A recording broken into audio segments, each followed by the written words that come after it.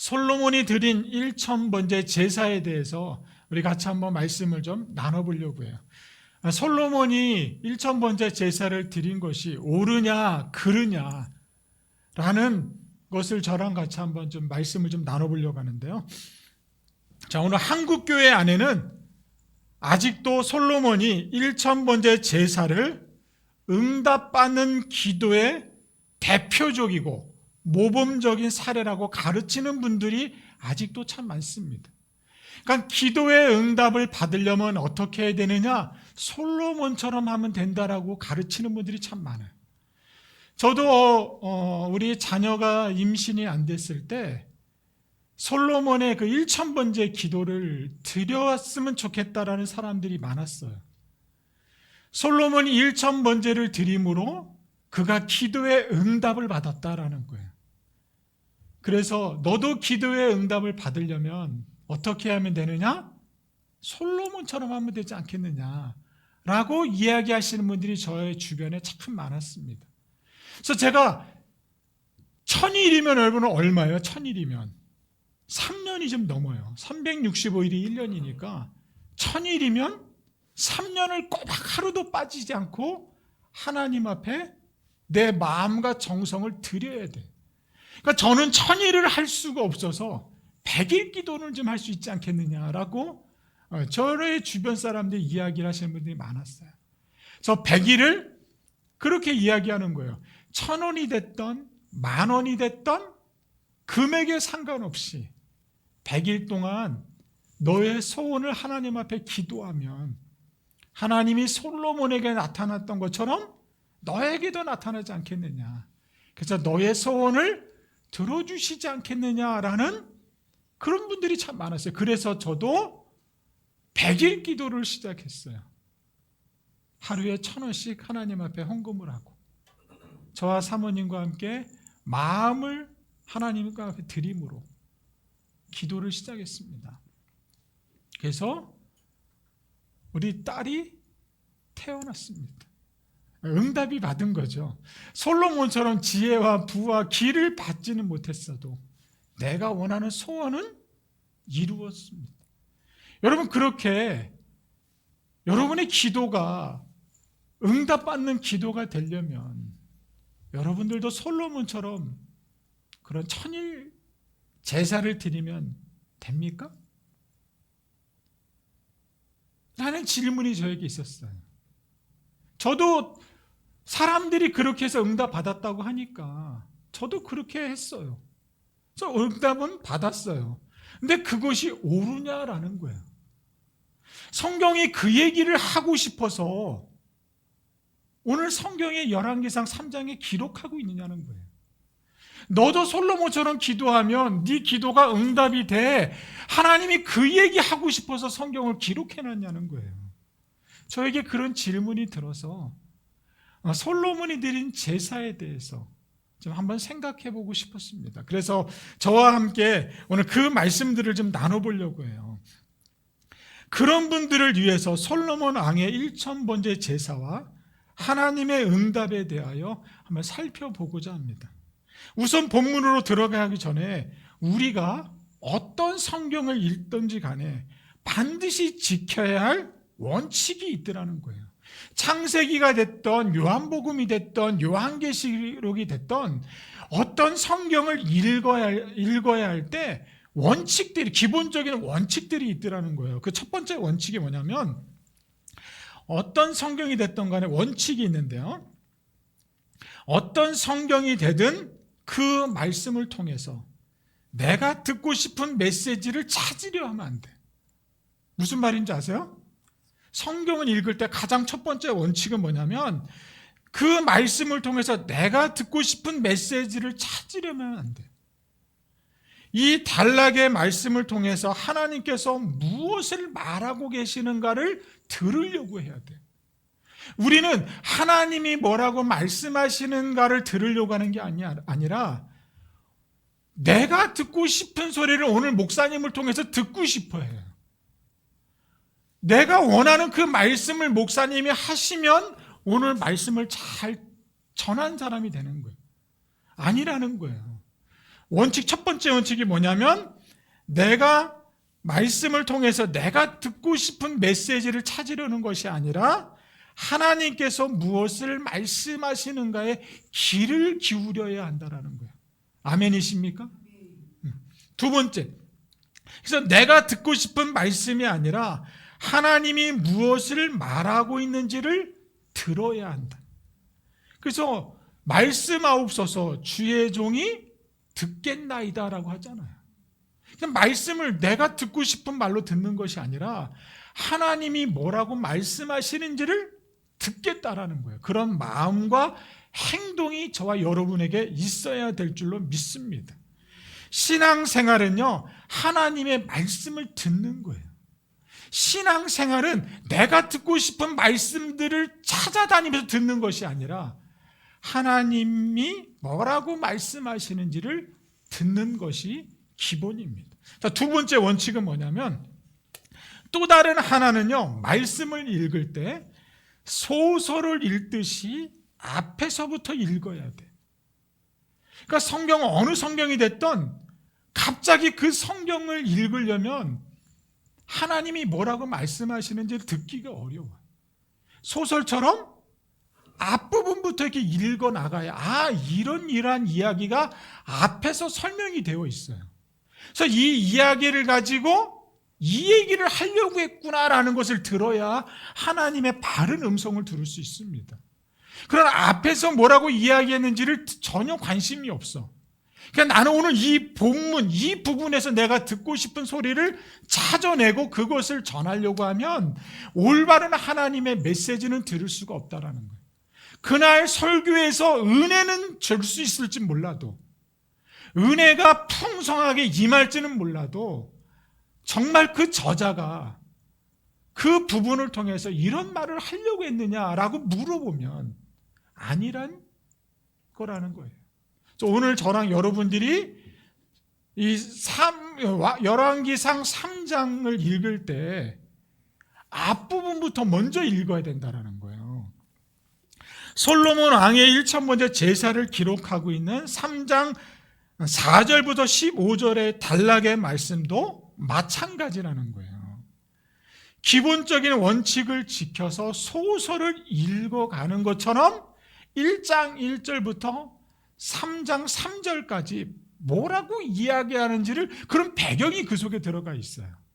그런 배경에 의해서 솔로몬의 1000번제가 탄생이 되는 거예요. 근데 그거는 전혀 무시하고 솔로몬이 하나님 앞에 1000번제를 드렸더니 하나님이 솔로몬에게 나타나서 내가 너에게 무엇을 줄 거라고 설명을 하면 바른 해석이 될 수 없다라는 거예요. 그러니까 결론은 뭐예요? 나도 솔로몬처럼 예배하면 하나님이 나타나시겠구나 라는 생각을 가지고 제사를 드리면 하나님이 나타나냐는 거예요. 하나님이 제사 때문에 솔로몬에게 나타난 것이 아님을 성경은 이야기하고 있어요. 하나님은 솔로몬이 제사를 드려서 하나님이 나타났다고 우리가 알고 있는데, 이 저자, 열왕기상의 저자를 좀 살펴보면 하나님이 솔로몬이 1000번제를 드렸기 때문에 하나님이 나타난 것이 아니라 하나님은 솔로몬에게 그것을 드리지 않아도 나타난다라는 거예요. 하나님이 누구에게 나타날 때는 무언가를 해서 나타나는 것이 아니라 하나님이 그에게 하고 싶은 이야기가 있을 때 나타나는 거예요. 아멘이세요? 여러분이 제사에서 하나님이 나타나는 것이 아니라 하나님은 여러분에게 말씀하고 싶을 때 그분은 찾아오신다는 거예요. 그분을 만나기를 바랍니다. 그 1장 1절부터 3장 3절에 1000번째 이야기가 있어요. 1000번째 이야기도 그런 배경이 있다라는 거예요. 이것을 무시하고 읽게 되면 하나님의 음성을 들을 수가 없습니다. 자기가 읽고 싶은 대로 읽고 자기가 듣고 싶은 대로 들으면 어처구니 없는 해석이 발생하게 돼. 성경에서 말하는 하나님이 아닌 우상 숭배의 하나님을 만날 수 있게 된다는 거예요. 그러니까 성경에서 말하는 바른 하나님을 찾아야 되는데 내가 원하는 그 우상의 하나님을 찾을 수도 있다라는 거죠. 솔로몬 왕을 생각하면 여러분 제일 먼저 떠오르는 게 무엇일까요? 여러분 솔로몬 하면 여러분 마음속에 가장 먼저 떠오르는 게 뭐예요? 질문하는 거예요. 여러분 솔로몬 하면 여러분 머릿속에서 가장 먼저 생각되어지는 거 지혜의 왕이잖아요. 역사상 가장 지혜로운 왕이 솔로몬 왕이에요. 성경에서 전후후무하게 솔로몬처럼 지혜를 얻은 사람이 없어요. 솔로몬 왕이 이처럼 지혜로운 왕으로 인정받게 된 이유가 하나님께 1000번제를 드렸다는 우리들의 생각입니다. 1000번제를 드렸기 때문에 솔로몬이 하나님께 지혜를 얻었다고 생각하는 거예요. 우리가 1000번제를 드려서 하나님께 지혜를 받았다고 생각하는 거예요. 우리들이. 여러분들도 그렇게 생각하세요? 솔로몬이 1000번제를 하나님 앞에 드렸기 때문에 솔로몬이 지혜를 받았다라고 생각하세요?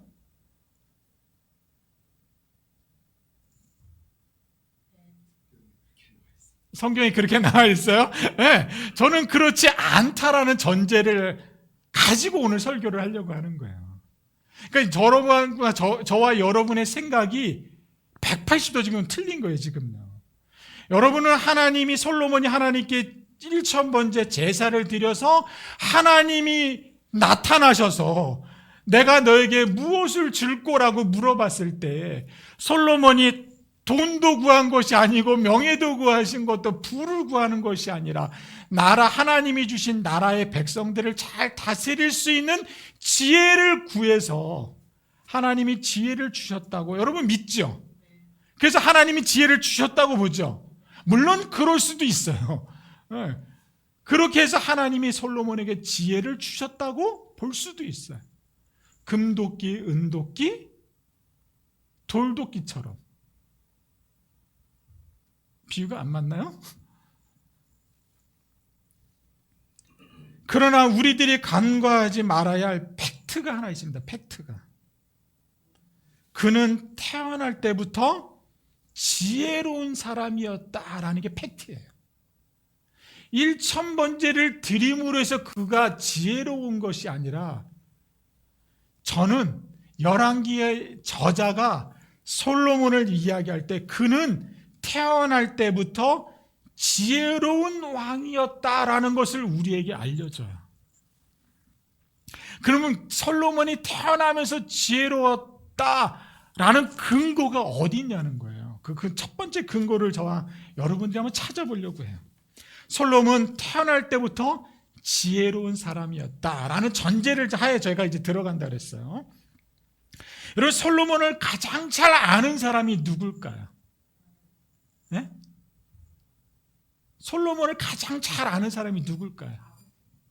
네, 다윗이에요. 그의 아버지죠. 아버지만큼 자식을 잘 아는 사람은 없습니다. 그럼 동호를 누가 제일 잘할 거예요? 동호. 사모님일까요? 하나님? 하나님 전제하고 뭐 하나님 제일 잘 알지. 하나님 이러면 우리는 말을 할 수가 없어요. 네. 뭐든지 이야기할 때 하나님이 다 이름을 할 말이 없어요. 대화가 단절이 돼요. 그래서 우리는 설명을 해보자고요. 솔로몬을 가장 잘하는 사람은 아버지 다윗이에요. 다윗. 아버지만큼 자식을 잘 아는 사람은 없어요. 다윗 왕이 솔로몬을 자신의 후계자로 세운 후 유언처럼 남긴 말이 열왕기상 2장에 나와 있어요. 열왕기상 1장에는 다윗이 이렇게 늙어서 죽게 되면서 다윗이 자기의 후계자로 솔로몬을 세워요. 그리고 솔로몬에게 유언을 이렇게 남기는 내용이 2장에 설명하고 있습니다. 솔로몬이 정권을 위협이 될 사람을 다윗이 제거하라는 유언을 남겨요. 다윗 때 다윗이 그런 것을 하지 못하고 네가 나를 이어서 후계자가 되면 너의 왕권을 강하게 하기 위해서 누구누구를 제거하라는 말을 유언을 남겨요. 다윗 왕이 매우 조심스럽고 민감한 사안에 대하여 2번이나 사용한 단어가 지혜라는 단어입니다. 열왕기상 2장 9절에 보면, 자 한번 볼까요? 열왕기상 2장 9절에 보면, 그러나 그를 무죄한 자로 여기지 말지어다. 너는 지혜 있는 사람이므로 그에게 행한 일을 알지니 그의 백발이 펴 가운데 스월에 내려가게 하는. 그러니까 너는 지혜로운 사람이라는 것을 설명을 하고 있어요. 2장 6절에도 설명하고 있어요. 내 지혜대로 행하라 라는 거예요. 그러니까 너는 지혜로운 사람이니 내 지혜대로 정적들을 제거하라 라는 거예요. 다윗이 자기에게 남겨준 유언을 가지고 너는 지혜로운 사람이니까 그 지혜를 잘 활용하여서 너의 정권에 위협이 되는 사람들을 어떻게 하라? 제거하라는 이야기를 해요. 여러분, 예나 지금이나 정적 제거만큼 어려운 일이 없어요. 우리나라 대통령이 새롭게 대통령이 정권을 갖잖아요. 그럼 제일 먼저 하는 것이 이런 일들이에요. 이런 일들을 잘하면 나라가 시끄럽지가 않아요. 그러나 이런 일을 잘 못하면 나라가 시끄러워요. 분쟁이 일어나고 싸움이 일어나고 정권 쟁탈이 일어나기 시작하는 거예요. 그래서 이런 일들은 정말 지혜롭게 은밀하게 행해야 돼요. 모든 시민들이, 국민들이 불만을 가지지 않도록 명분이 정확해야 되는 거예요. 그런 일들을 하지 않으면 나라가 들끓기 시작하는 거예요. 이런 어려운 일들을 다윗이 솔로몬에게 유언으로 남겨요. 너는 지혜로운 사람이니까 너의 지혜를 가지고 이렇게 하라는 거죠.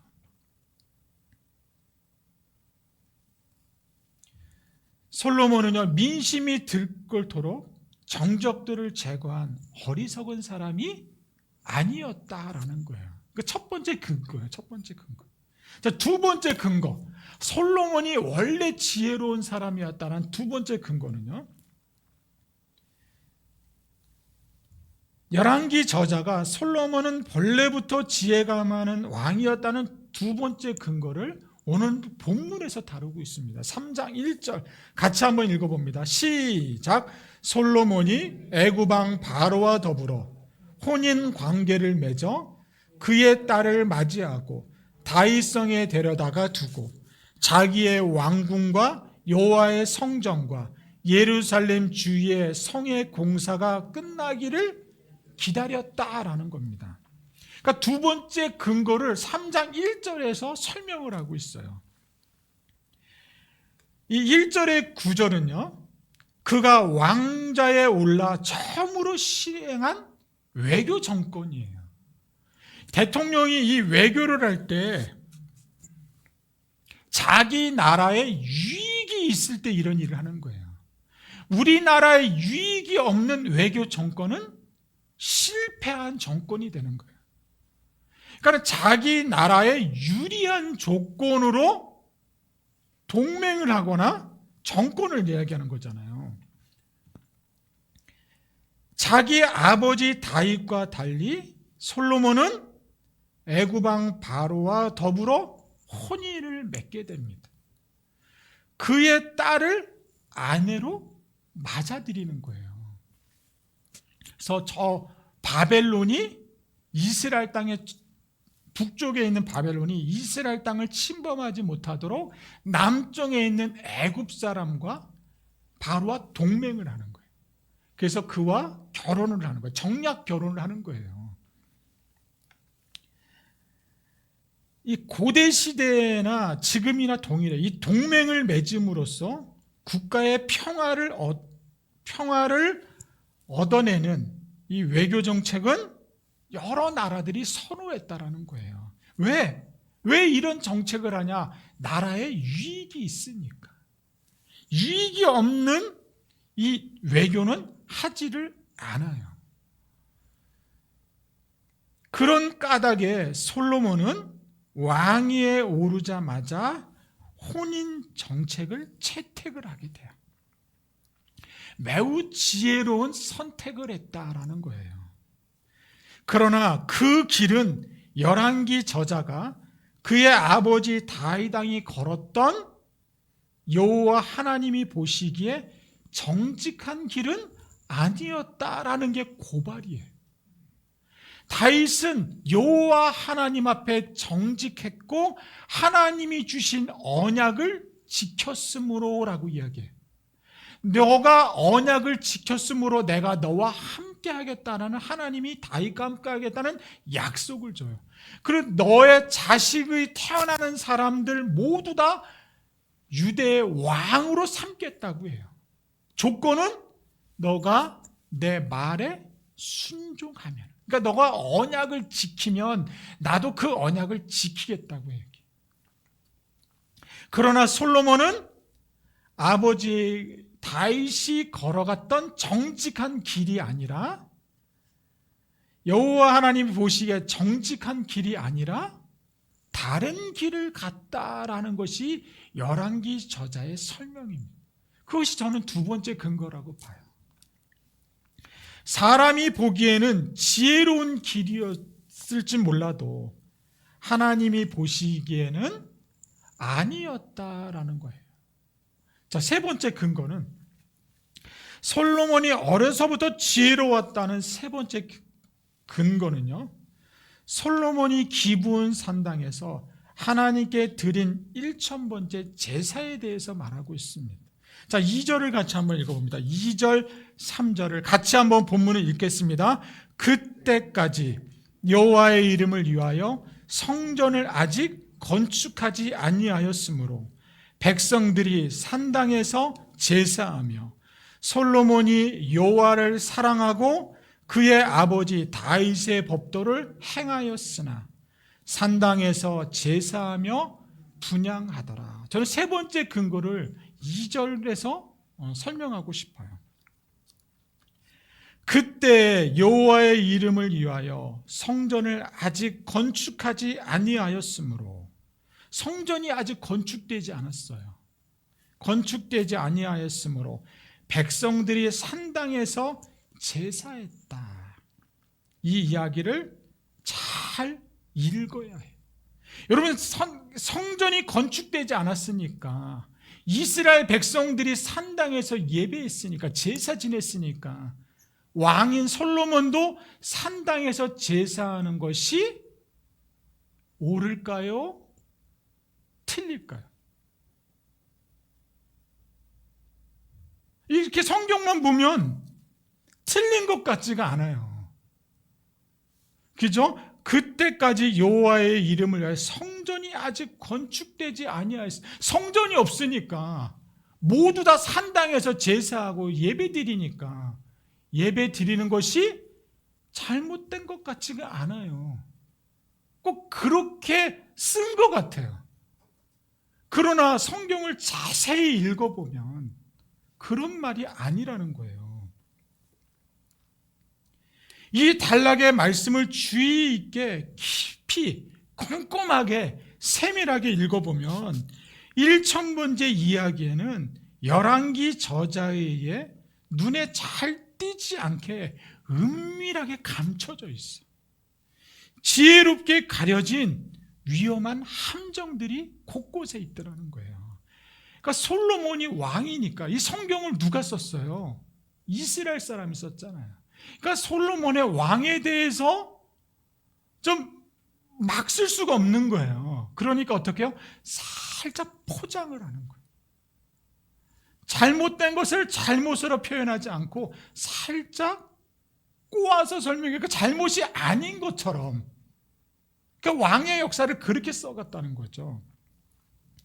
모든 왕들을 평가할 때 이 역대기나 열왕기상이나 열왕기 하에 보면 이스라엘 백성의 왕들을 설명할 때 이 사람들이 옳은 왕이냐 정직한 왕이냐를 평가 기준할 때 그 평가 기준의 첫 번째가 뭐냐면 산당을 부셔뜨렸느냐, 산당에서 예배하지 않았느냐 드렸느냐가 첫 번째 기준이었어요. 산당에서 제사를 드렸는가 안 드렸는가가 그가 훌륭한 왕이었냐 아니었는가를 평가하는 기준이라는 거예요. 이 왕들을 설명할 때 그 왕이 산당에서 예배를 드렸다면 그 왕은 정직한 왕이 아니었다라는 냉정한 평가가 성경에 기록되어 있어요. 두 번째는요, 산당을 제거했느냐 안 했느냐라는 거예요. 명확하게 이 두 가지 기준으로 이 역대 왕들을 평가하고 있더라는 거예요. 열왕기 저자는 우상 숭배와 산당 제사를 동일한 죄악으로 간주하고 있습니다. 그러니까 그가 훌륭한 왕이냐 아니냐는 것은 산당에서 제사를 드렸느냐 안 드렸느냐, 산당을 제거했느냐 안 했느냐가 평가라 그랬잖아요. 그런 평가에 솔로몬이 어디서 예배를 드렸어요? 산당에서 드렸다라는 거예요. 그것을 오늘 열왕기 저자가 설명해 주는 거예요. 저는 그래서 세 번째 근거로 잡았습니다. 그는 산당을 제거하지 않은 왕들의 행위를 하나님과 이방신을 겸하여 섬겼다고 평가하고 있습니다. 한 사람이 두 주인을 섬기지 못하는 것이 너희가 하나님과 재물을 겸하여 섬기지 못한다는 예수님의 지적과 궤적을 같이 하고 있어요. 열왕기 저자가 왕들을 평가할 때 다윗 왕이 걸어간 길을 따라간 훌륭한 왕이었는가 아니었는가를 냉정한 기준, 냉정한 판단은 우상을 타파했느냐, 산당을 제거했느냐라는 거예요. 이 두 종류의 왕들에 대한 성조표를 대조해 보면 열왕기 저자가 산당에서 제사한 산당 제사에 대하여 지적하고 있다라는 겁니다. 산당을 제거한 왕도 있었어요. 히스기야 왕과 요시야 왕입니다. 이들은요, 이방 신상은 물론이고 산당까지 철폐하고 제거한 왕이었습니다. 히스기야가 그 조상 다윗의 모든 행위와 같이 여호와 보시기에 정직히 행하였다. 여러 산당을 제하였고 주상을 깨뜨렸고 아세라 목상을 찍었다. 모세가 만들었던 놋뱀까지 부셔뜨렸다. 느사단이라고 말했을 정도예요. 히스기야가 이스라엘의 하나님 여호와를 의지하였는데 그의 전후 유다 여러 왕 중에 그러한 자가 없었다라는 겁니다. 저가 여호와께 연합하여 떠나지 아니하고 여호와께서 모세에게 명하신 계명들을 히스기야는 지켰다라는 겁니다. 여호와께서 저와 함께 하심에 저가 어디로 가든지 형통했다라고 열왕기 저자는 기록하고 있습니다.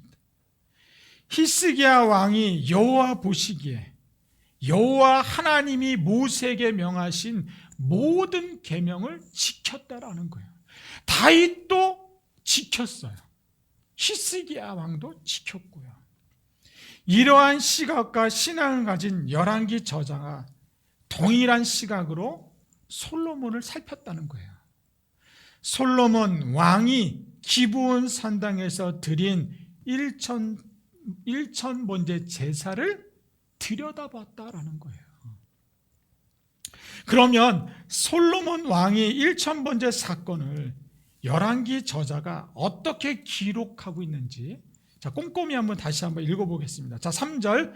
자, 같이 한번 읽어봅니다. 솔로몬이 여호와를 사랑하고 그의 아버지 다윗의 법도를 행하였으나 산당에서 제사하며 분향하였더라. 공동 번역은 이렇게 설명하고 있어요. 공동 번역은 솔로몬이 여호와를 사랑하였고 그의 아버지 다윗의 법도를 따라 살았다. 다만 한 가지, 그는 산당에서 제사하고 분향하였다고 번역하고 있어요. 표준세 번역은 어떻게 설명하냐면 솔로몬이 하나님을 사랑하였으며 자기 아버지 다윗의 법도를 따랐다. 그러나 그도 여러 산당에서 제사를 드리며 분향하였더라고 번역하고 있습니다. 이 세 개의 번역서들을 지금 종합해서 읽어보면, 비교해 보면 드러나는 사실이 하나가 있더라는 거예요. 솔로몬 왕이 기브온에서 하나님께 드린 1천 번제는 결코 옳은 일이 아니었다라는 거예요. 솔로몬 왕이 자기 아버지처럼 하나님을 사랑하여 하나님의 법도를 따라 살았습니다. 그러나 다만 한 가지 부족한 것이 있었어요. 그는 산당에서 제사하며 분향하였더라라는 거예요. 그런 솔로몬을 바라보는 열왕기 저자의 시선에 그를 위한 애절한 안타까움과 서글픔과 끊어지지 않는 연민의 정이 있었다라는 거예요.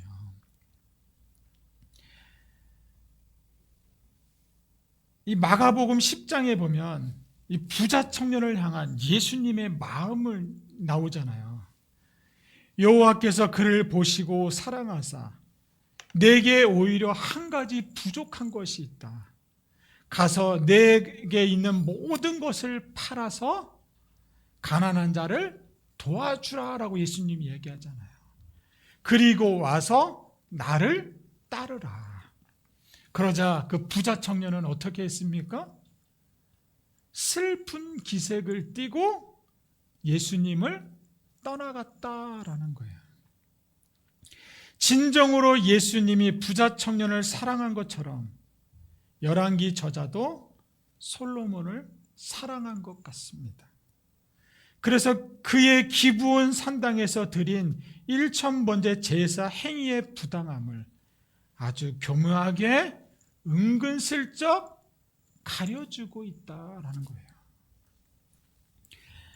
그때까지 여호와의 이름을 위하여 전을 아직 건축하지 아니하였으므로 백성들이 산당에서 제사하였고 솔로몬 왕도 여러 산당에서 제사하며 분향하였다 말하고 있습니다. 이런 표현을 통해서 열왕기 저자는 솔로몬이 다른 곳이 아닌 기브온 산당에서 1,000번째 제사를 드린 것은 불가피한 선택이었다고 말하는 것처럼 들립니다. 매우 정교하고 지혜롭습니다.